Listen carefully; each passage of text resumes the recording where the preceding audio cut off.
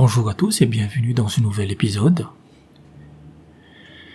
Le 8 août 2022, le FBI a effectué une perquisition et un raid à Mar-a-Lago, l'une des résidences de Donald Trump. Et pour la plupart des commentateurs, qu'ils soient républicains ou des analystes étrangers, cela prouve que les États-Unis sont devenus une république bananière. La définition d'une république bananière est un pays corrompu où le gouvernement utilise la police et la justice pour se maintenir au pouvoir. On peut dire sans trop de doute que cela correspond parfaitement à la tranche de la société américaine actuelle. Trump est accusé d'avoir emmené des documents classifiés de la Maison-Blanche, ce qui a justifié cette instruction judiciaire. Aux États-Unis, c'est un crime de détenir ou de détruire des documents appartenant au gouvernement, comme le dit clairement une loi. Et c'est une disposition de cette loi que les démocrates veulent utiliser pour dézinguer Trump. Ainsi, cette loi nous dit, entre guillemets, quiconque volontairement et illégalement dissimule, enlève, mutile, oblitère ou détruit ou tente de le faire ou avec l'intention de le faire, prend et emporte tout dossier, procédure, carte, livre, papier, document ou autre chose déposée auprès de tout greffier ou officier de tout tribunal des États-Unis ou dans tout bureau public ou auprès de tout officier judiciaire ou public des États-Unis sera passible d'une amende en vertu du présent titre ou d'un emprisonnement maximal de 3 ans ou les deux. Quiconque, ayant la garde d'un tel dossier, procédure, carte, livre, document, papier ou autre chose, volontairement et illégalement, dissimule, enlève, mutile, efface, falsifie ou détruit celui-ci sera passible d'une amende en vertu de la présent titre ou du présent titre ou emprisonné pas plus de 3 ans ou les deux, et perdra son poste et sera disqualifié pour occuper un poste aux États-Unis. Si Trump est condamné, donc fermez les guillemets, si Trump est condamné pour avoir pris des documents officiels, alors il y a l'amende et la prison, mais surtout, cette loi stipule qu'il ne peut plus prétendre à aucun poste dans le gouvernement américain. Et les démocrates comptent dessus pour qu'il ne puisse plus se présenter à l'élection présidentielle de 2024. Mais il y a plusieurs problèmes. Comme le FBI est instrumentalisé par les démocrates, alors il n'y a pas vraiment d'enquête officielle. On n'a aucune idée des détails du dossier. Une perquisition n'est même pas une accusation, et encore moins une condamnation. Mais même si on postule le fait que Trump est coupable, est-ce qu'il peut être disqualifié pour la présidence?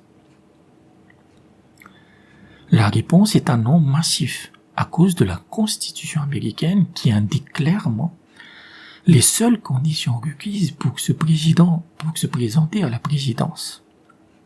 Ainsi, cet article dit, entre guillemets, aucune personne, à l'exception d'un citoyen de naissance ou d'un citoyen des États-Unis, au moment de l'adoption de la présente Constitution, ne sera éligible à la fonction de président. Et aucune personne ne sera éligible à ce poste s'il n'a pas atteint l'âge de 35 ans. Et s'il réside depuis 14 ans aux États-Unis. Fermez les guillemets. L'un des principes fondamentaux des États-Unis est que le Congrès n'a pas le droit de changer ou d'interpréter la Constitution. Cette dernière doit être appliquée telle qu'elle. La Constitution demande simplement 3 conditions pour être président: le lieu de naissance, l'âge et la nationalité. Cependant, les démocrates peuvent m'accueillir en disant que certes, on ne peut pas changer la Constitution ou l'interpréter, mais on peut ajouter des critères supplémentaires. Mais ça ne marche pas non plus. Car Alexander Hamilton, l'un des pères fondateurs des États-Unis, est très clair sur ce point.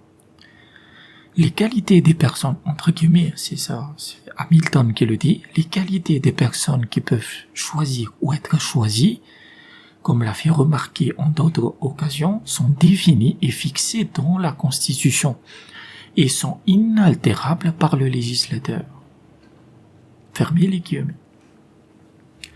Et la Cour suprême a déjà statué sur cette question d'éligibilité dans un jugement de 1969 dans l'affaire Powell contre McCormack. Dans cette affaire, le Congrès voulait exclure un certain Powell qui avait détourné des fonds publics. Et la Cour suprême avait clairement énoncé les 3 seuls critères nécessaires qu'on a mentionnés de la Constitution pour se présenter à la présidence.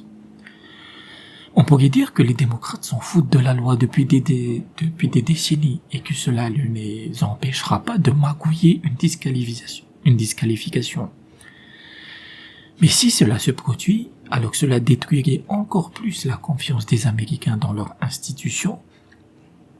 Et dans un pays qui a 393 millions d'armes à feu, soit plus que toute la population, cela annonce une guerre civile inévitable.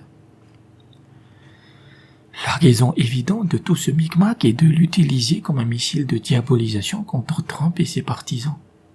Trump est déjà diabolisé, mais les démocrates veulent étendre cette diabolisation à ses partisans en disant que tout est permis, même de violer la Constitution parce que c'est Trump. Et que si vous osez le soutenir, alors on viendra vous arrêter, perquisitionner vos domiciles et vous traîner devant la justice comme on l'a fait avec Mar-a-Lago. Ainsi, depuis qu'il est devenu président, les avocats de Trump croulent sous les plaintes et les actions en justice. Donc même si des gens haut placés et riches ne sont pas à l'abri des démocrates, alors personne ne l'est.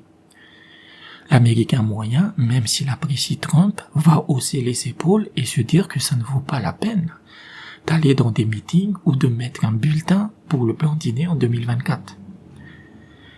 Les démocrates utilisent une autre technique délicieuse de la République bananière qui est de dégoûter le peuple de se politiser et de participer à la moindre élection, pour qu'enfin, il y ait une minorité gauchiste convaincue qui soit la seule à aller voter pour la caste dominante et ainsi à se perpétuer au pouvoir par des magouilles de statistiques. Et même si on prend l'hypothèse sur le fait que Trump gagne en 2024, alors on aura la même farandole judiciaire contre tous ses partisans, allant de la plus petite main jusqu'aux mastodontes républicains pour leur faire regretter d'avoir utilisé leur droit fondamental de citoyen américain, qui est résumé par le même Alexander Hamilton, que le peuple choisit qui il veut pour le gouverner. Merci d'avoir écouté cet épisode et à bientôt.